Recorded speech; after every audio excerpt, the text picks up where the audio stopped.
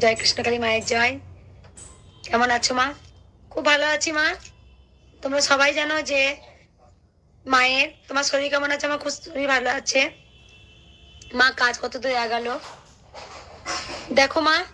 তোমরা সবাই জানো আমি প্রচন্ড লড়ছি আজকে। এখন চুল দেখে বুঝতে পারছো, হেলমেট পরে এই যে চুল দেখে বুঝতে পারছো একদম সারা মানে ছুটে বেড়াচ্ছি আমি আর তোমাদের বাবা।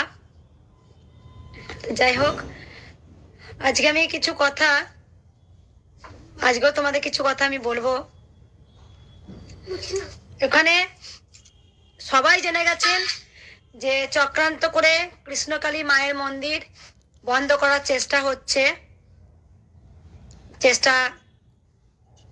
করা হয়েছে, যে একদম একদম প্ল্যানিং করে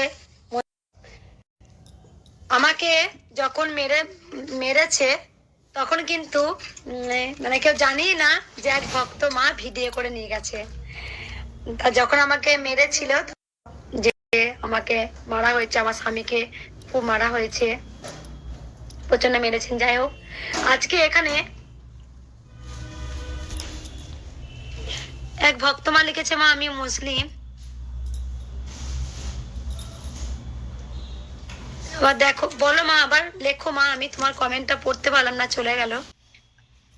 এই মন্দিরটা পুরো একদম চক্রান্ত চলছে যে কৃষ্ণকালী মাকে উঠতে দেবে না, কৃষ্ণকালী মায়ের মন্দির হতে দেবে না, হলো। এবার যাই হোক, কৃষ্ণকালী মন্দির হতে দেবে না, এটা প্ল্যানিং হয়েছে। তবে একটা পথ আমি একটা খুঁজে বার করেছি, যেটা আমি বলে দিই ভক্তদের। কিছু আগেও দেখবেন যে মন্দিরটা আমি করছি, যেখানে দেবত্ব জায়গা, ভগবান শ্রীকৃষ্ণ জিউসের জায়গা, সেই জায়গাটা আজকে মন্দির করতে, কৃষ্ণকালী মায়ের মন্দির করতেও বাধা দিয়েছেন। তারা বাধা দিয়েছেন, মন্দির করতে দেননি, কাজ বন্ধ করে দিয়েছেন। তবে আমি কিছু কিছু কথা আমি বলে দিই। আমি যেখানে যা যেতে বলেছেন, যেখানে যা পারমিশন নিতে বলেছেন, আমি সেখানেই ছুটেছি। এবার আমি দেখিয়ে দিই যে প্রথমত কথা হচ্ছে, দেখুন আমি মায়ের এত কাগজ, এটা হচ্ছে যে অরিজিনাল দলিল মায়ের, মায়ের কৃষ্ণকালী মায়ের অরিজিনাল দলিল। এখানে দেখুন লেখা আছে যে এই জায়গাটা হচ্ছে কোথায়,